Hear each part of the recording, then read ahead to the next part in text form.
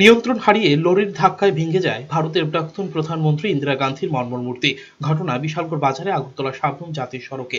বুধবার মধ্যরাতে কয়লা বোঝাই NL01 N0175 নম্বরের 12 চাকার লরি আগরতলা থেকে সোনামুড়া যাচ্ছিল।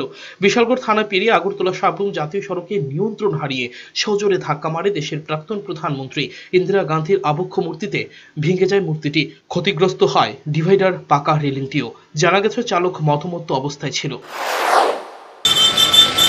সামনে আমি দোকান খুলতাম আইসি সেটা দিয়ে এটা একটা গাড়ি 12 চাকা গাড়ি, একটা পাথর বোঝাই গাড়ি, এটা যে রুটের মধ্যে ইন্দিরা গান্ধীর ছবিটা আছে মানে এটার ভাইঙ্গা সেটা ঢুকে গেছে এর মধ্যে একদম স্ট্রিট।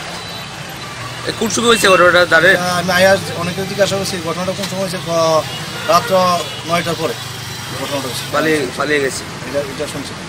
বিশালগড় থানা থেকে কতটুকু দূর হইব ঘটনাটা? বিশালগড় থানা থেকে প্রায় 150 দূরে। বিশালগড় থানার থেকে এই ঘটনাস্থল পর্যন্ত 150 দূরে।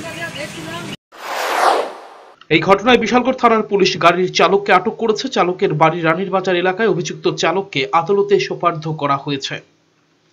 ব্যুরো রিপোর্ট, চ্যানেল 3 রাত।